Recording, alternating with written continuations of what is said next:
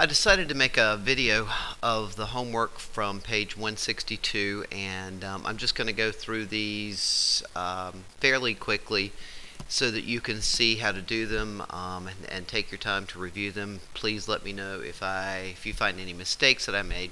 So I'm just going to go straight through them as fast as I can. Here we go. Problem number 105 asks us to find the second derivative of the function. So of course we're going to start by finding the first derivative. Now notice in this problem we have a product. This is the first variable expression and this is the second variable expression. So I'm going to apply the product rule, which is the first times the derivative of the second. Now remember, when you find the derivative of e to a power, it's e raised to that power times the derivative of the power. So in this case the power is negative 3x, so the derivative of negative 3x is negative 3. Okay, so that was e to the power times the derivative of the power. Now remember, I'm in the middle of the product rule, so that would be plus the second times the derivative of the first, just enough room. When I clean that up, that will give me, now whether or not I'm going to distribute this, I don't think that I'm going to distribute in the first one, otherwise I'm going to create, well, it actually won't be too bad. I'll go ahead and distribute it. So I'll get negative 9e to the negative 3x minus 6x e to the negative 3x plus 2e to the negative 3x. Now notice the first term and the last term are alike, so I'm going to combine like terms, and that will give me negative 7e to the negative 3x minus 6x e to the negative 3x. Now the next part, I'm going to set it up, but I will not work it completely out because I'm about to run out of space. But what I want you to notice is that I have two terms. The first term is just going to be e to a power, but the second term I'm going to have product rule again. This would be my first, and this would be the second. So make sure you don't overlook the product rule. So again, I'm going to set it up and get it started, but I'm not going to finish cleaning it up. Alright, the second derivative, the first term is e to the power, so I'm going to take e to the power times the derivative of the power. Again, the power is negative 3x, and the derivative of that is negative 3 times negative 7 makes 21e to the negative 3x. For the second, I'm going to do the product rule. I'm going to take my negative and stick it out front. Now it's up to you. You could put the negative with the 6x, or you can just put a negative with a parenthesis. The first, 6x, times the derivative of the second. So e to the power times the derivative of the power. That would be times negative 3e to the negative 3x. So that's the first times the derivative of the second. I shouldn't have put my parenthesis there, because I have a minus sign out front. Alright, let's see if I can repair this. Negative 3e to the negative 3x.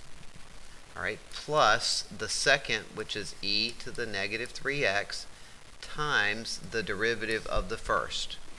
Now the only thing that I'm going to do here in cleaning this up is I would distribute my negative from out here to the inside. I would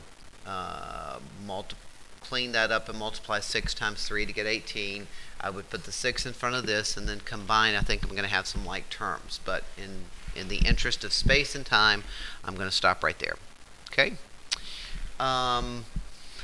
Number 113, they ask us to find the derivative at a particular point. Make sure for your quiz on Friday that you study your trig derivatives. All right, let's find the derivative. We know that the derivative of the constant 37 is just 0, so that's easy. The derivative of secant cubed, now let me get rid of that and rewrite this.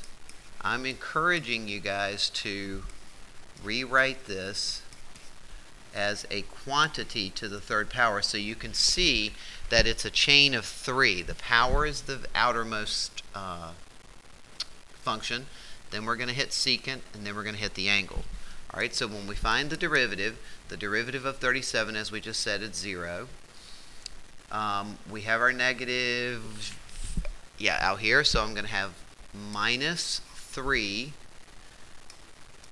secant 2x to the second power. So that's doing the power rule. Now I'm going to move on to the inside, which is secant. The derivative of secant is secant of the angle, tangent of the angle. And then finally, the derivative of my angle is just 2. The derivative of 2x is 2. So in cleaning that up, I get y prime is equal to negative 6. Notice I have secant squared and secant to the first, which would give me secant cubed 2x times tangent 2x. And in the problem, they asked me to evaluate this at 0. So y prime of 0 would be negative 6. Secant cubed of 2 times 0 is 0. Times tangent of 2 times 0, again, is 0. Let's see. Secant is 1 over cosine, and the cosine of 0 is 1. And 1 cubed is 1, and 1 times negative 6 is negative 6. Okay, replay that again if you didn't follow it. The tangent of 0, remember, tangent is sine over cosine. The sine of 0 is 0, and the cosine of 0 is 1, and 0 over 1 is 0. So if I did everything correctly, this multiplies out simply to be 0. Number 114, I'm not going to do that problem all the way through. It is the same type of problem. The only thing that I will tell you is before I start this problem, I would rewrite it as x to the negative 1 plus cosine of x to the 1/2 power. And then when you find the derivative of that, I said I wasn't going to work it, it looks like I am.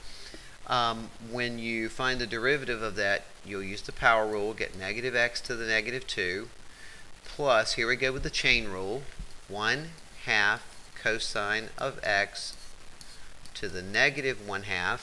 The derivative of the inside, the derivative of cosine, is negative sine of x. So when I clean that up, I'll have y prime is equal to negative 1 over x squared plus, actually that's going to be minus because I have a negative on the signs. Let's make this much smaller.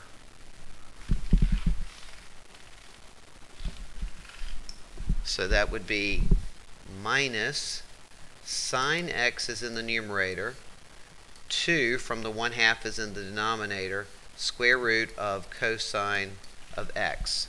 Now from there, I'm going to substitute in pi over 2, so I'll have negative 1 over pi over 2 squared would be pi squared over 4.